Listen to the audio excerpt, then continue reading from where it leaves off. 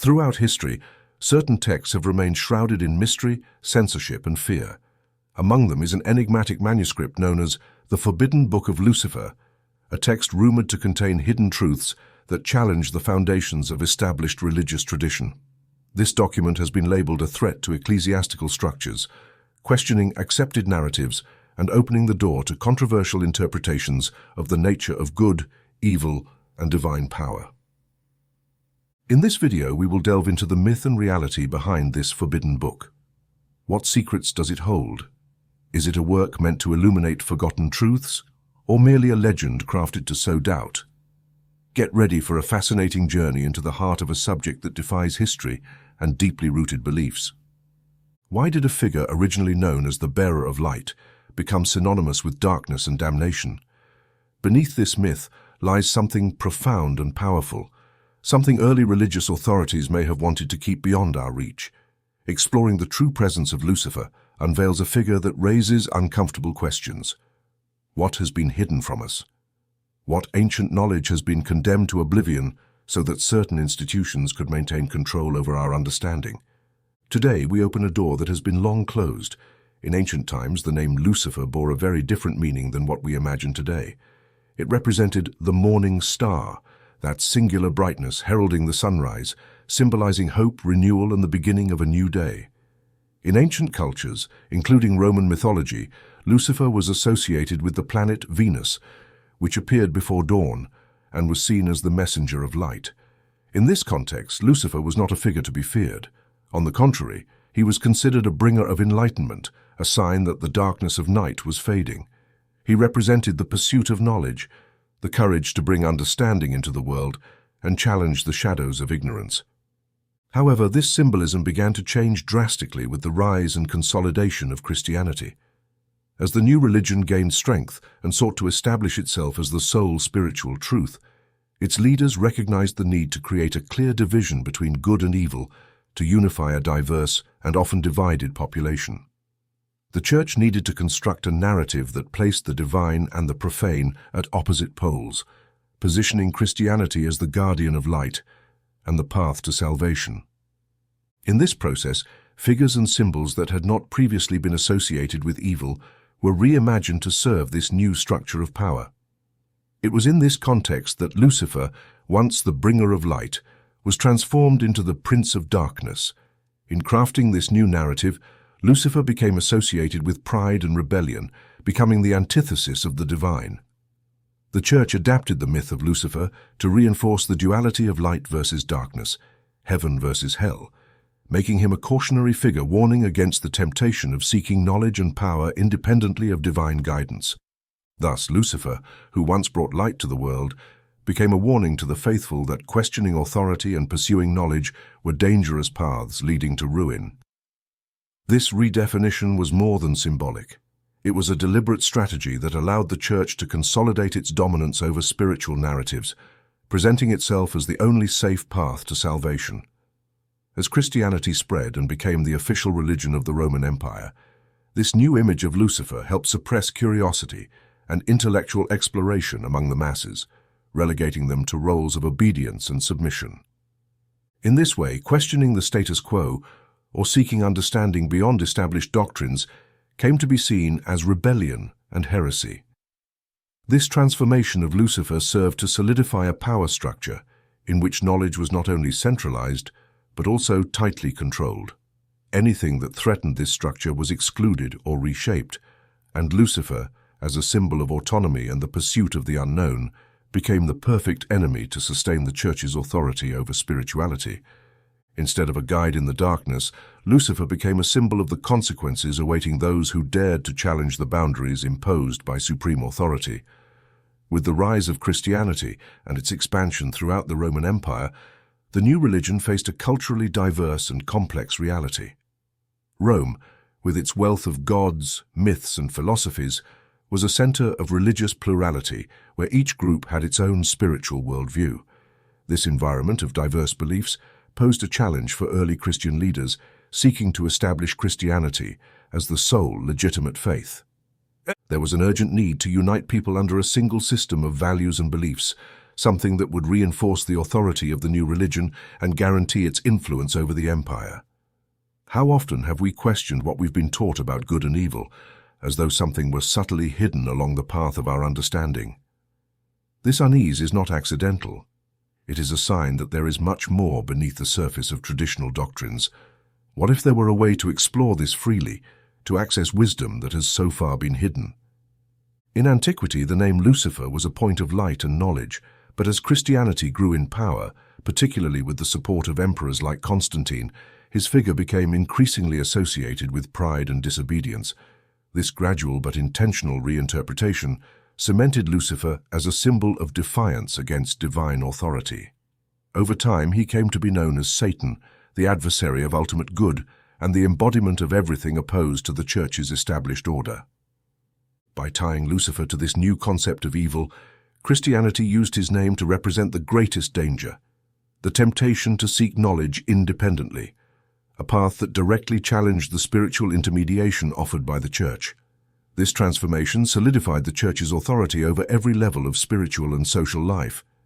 Any idea that fostered curiosity or the desire to question doctrines came to be viewed as an echo of Lucifer's own sin, a reprehensible expression of pride. This narrative created an atmosphere of control in which the unknown was regarded with suspicion, and knowledge outside Christian doctrines was seen as dangerous. Thus, the story of Lucifer became a powerful tool, projecting onto him the weight of a choice that symbolized the ultimate rejection of the light offered by the Church.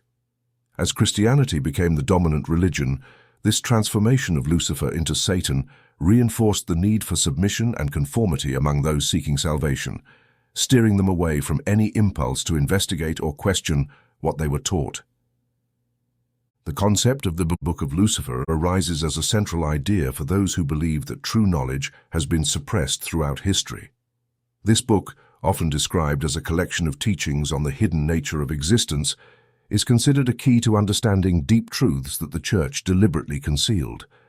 For some scholars and esotericists, the Book of Lucifer represents a wisdom that challenges traditional explanations and goes beyond established doctrines, offering a perspective on spiritual and existential realities that defy conventions. This knowledge is believed to have addressed themes such as inner power, human potential, and the ability to access universal truths without the mediation of religious institutions. The Church, aware of the potential impact of such ideas, is thought to have taken steps to ban the book, labeling it heretical, a direct threat to its authority. The very existence of a book advocating self-knowledge and the pursuit of answers beyond the limits imposed by Christian doctrine posed a danger the institution could not ignore. If people were free to seek their own truths, questioning what they had been taught, the Church's power over the spiritual and moral narrative of society could weaken. Thus, the Book of Lucifer was categorized as a dangerous object, its reading considered an act of disobedience and rebellion. The pursuit of hidden knowledge is within reach, only a step away. Few still have the opportunity to access the forbidden name of Jesus. Seize it while it is available. The prohibition of the book also served as a clear warning. Faith in Christianity alone was insufficient. It was necessary to reject any ideas or knowledge that could undermine the Church's authority in any way. This control over knowledge was part of a broader strategy to limit access to information that fostered spiritual and intellectual autonomy. The knowledge said to be contained in the Book of Lucifer was not common understanding, but rather a call to reflection, autonomy, and the exploration of what lay beyond appearances. It framed the universe as vast and accessible, a domain of knowledge that each person could explore to reach a state of illumination. This vision of individual enlightenment was a direct threat to the Church's role as spiritual mediator. If each person could attain profound understanding of spiritual matters on their own, the Church's position as a guide and guardian of truth would lose its meaning. In this context, the Book of Lucifer not only invited the pursuit of knowledge, but also promoted the idea that true understanding was not confined to official interpretations. It challenged the monopoly on sacred knowledge, encouraging people to question and deeply explore the essence of their existence and the universe. By placing the power of knowledge in the hands of individuals, the Book of Lucifer was thought to foster independence and critical thinking. The Church feared that if this book gained popularity, It could inspire a generation of seekers who would reject blind obedience and choose to forge their own paths in search of deeper truths. By condemning the book, the Church sought to preserve its authority and maintain control over interpretations of the divine. Within the narrative the Church constructed, the book came to be seen as a dangerous temptation, a shortcut to damnation that threatened not only individual salvation, but also the balance of spiritual power in society. The Inquisition was one of the darkest periods in religious history, marked by the rigid repression of any idea that could threaten the Church's dominance over knowledge and faith. Beginning in the 11th century and lasting for centuries, the Inquisition's primary goal was to identify and eradicate heresies, punishing those who dared to question the doctrines and authority of the Church. The Inquisition not only fought against opposing ideologies, but also acted as a control mechanism, ensuring that knowledge remained centralized and within the hands of ecclesiastical authorities. Books and texts deemed subversive were confiscated and burned, and ideas that did not align with Christian teachings were systematically excluded. A prominent figure from this period was Giordano Bruno, a philosopher and astronomer who challenged the dominant worldview.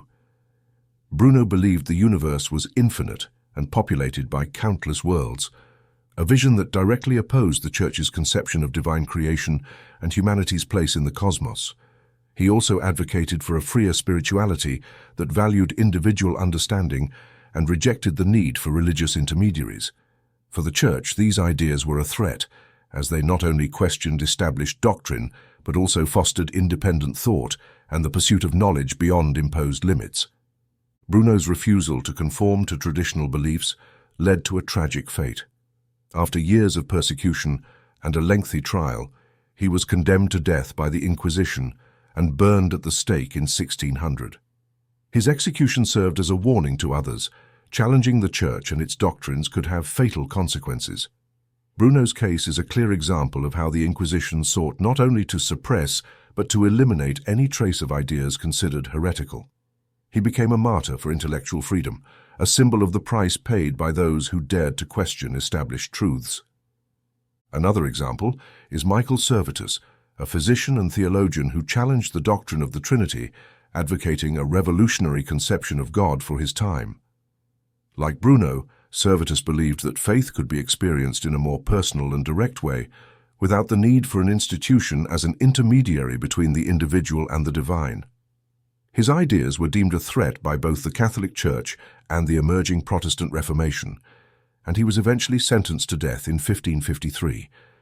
Servetus was executed, and his death reinforced the notion that any attempt to deviate from official teachings would be punished exemplarily. Do not miss this unique opportunity to uncover what has always been hidden. The forbidden name of Jesus is now available, but only a few copies remain. The truth awaits you. During the Inquisition, even scientists and scholars from non-religious backgrounds were persecuted. Galileo Galilei's heliocentric theory, for instance, which placed the sun at the center of the solar system instead of the Earth, was also seen as an affront to biblical teachings. Although Galileo escaped the death penalty, he was forced to recant his discoveries and spent the rest of his life under house arrest. His punishment demonstrated the Church's resistance to accepting advances that could undermine its interpretation of the Scriptures, imposing strict limits on scientific knowledge and condemning anything seen as a threat to its control over the truth. The Inquisition was not only a battle against knowledge, but also an attempt to preserve the Church's spiritual monopoly by suppressing any worldview not approved by its authority. This dark period illustrates how the fear of knowledge and freedom of thought was a constant in the Church's strategy of control, a means of ensuring that the masses remained dependent on religious guidance and authority. The flames that consumed Bruno and Servetus were, symbolically, the same flames that sought to extinguish the light of human curiosity, keeping knowledge restricted to what the Church deemed safe and convenient for maintaining its position of power. In the 19th century, German philosopher Friedrich Nietzsche profoundly questioned Christian morality and the traditional view of life and the universe. For Nietzsche, Christian values of humility, obedience, and submission did not elevate humanity but constrained it. He saw Christian morality as a force that suppressed true human potential, keeping people in a state of dependence and resignation. In his famous phrase, "God is dead," Nietzsche did not literally claim the death of a divine entity, but rather the loss of influence of traditional religious beliefs in modern society. He understood this symbolic death as an opportunity for individuals to take responsibility for creating their own meaning and values, free from the restrictions imposed by religious institutions. Nietzsche's philosophy emphasized the concept of individual transcendence and the pursuit of self-knowledge as paths to true greatness. He championed the idea of the Übermensch, Superman, a being freed from the constraints of conventional morality who could create their own moral code and follow their own path instead of passively accepting established values. This new being would have the courage to question and reinvent themselves, finding purpose in their own existence. This vision of personal autonomy and transcendence became a powerful reference point for those seeking an alternative path to traditional religion and influenced various philosophical and spiritual movements. Decades later, in the 1960s, thinker Anton LaVey founded the Church of Satan in the United States, a movement that, though controversial, did not worship evil or Satan as a deity, but as a symbol of rebellion, individualism, and rejection of norms imposed by Christian society. Inspired by Nietzsche's critique of Christianity, LaVey developed a philosophy centered on individual power, freedom of choice, and self-sufficiency. LaVey's Satanism promoted the idea that each person is responsible for their own life and that the pursuit of pleasure, satisfaction, and personal fulfillment should not be considered sinful or negative. The Church of Satan directly challenged Christian morality by valuing traits such as pride, selfishness, and physical pleasure, elements traditionally condemned as sinful by Christian doctrine. For LaVey, these were natural human traits that should be embraced and celebrated, not repressed. Instead of submission and humility, modern Satanism encouraged self-awareness, acceptance of one's nature, and the courageous confrontation of personal desires. This vision, placing the individual at the center of their own existence, echoed Nietzsche's call for people to take control of their lives, free from dogmas that limited their fulfillment. For those seeking to see beyond, the Forbidden Name of Jesus offers long-forgotten answers. Secure your copy while supplies last. Movements like LaVey's also addressed the topic of guilt, which they viewed as an emotion used by institutionalized religion to control the masses. The Church of Satan saw guilt as a tool of repression that prevented people from seeking happiness and fulfilling their desires. By rejecting the concept of guilt, LaVey encouraged his followers to embrace their desires and pursue the freedom to be their true selves, without fear of judgment or divine punishment. This approach to extreme individualism and the pursuit of emotional and spiritual freedom represented a break from centuries of spiritual control imposed by Christian morality. In this context, Nietzsche and LaVey became symbols of a new worldview, one that challenged the moral structure imposed by the Church and celebrated individual autonomy. Modern Satanism, therefore, is not about worshipping evil, but about questioning norms, rejecting the bonds of repression and valuing each person's ability to define their own destiny. By redefining the symbol of Satan, Anton LaVey sparked a movement that, though intentionally provocative, sought to empower individuals to break free from religious constraints and embrace a self-determined moral framework. This call for personal liberation and rejection of traditional morality echoes the spirit of Nietzsche, who championed independent thought and the courage to challenge societal norms as essential to achieving true freedom. Both the German philosopher and the founder of the Church of Satan present visions that stand in stark contrast to doctrines of submission, advocating instead for a life where power and authority originate within the individual, not a divine entity. Lucifer, reimagined as an archetype of enlightenment and defiance, transcends the simplistic portrayal of evil. Rather than a symbol of darkness, Lucifer represents the bravery to question imposed truths and the relentless pursuit of forbidden knowledge. This reinterpretation aligns with Gnostic philosophy, which argued that true enlightenment could not be found within rigid institutions or dogmas, but through personal exploration and the unveiling of hidden truths.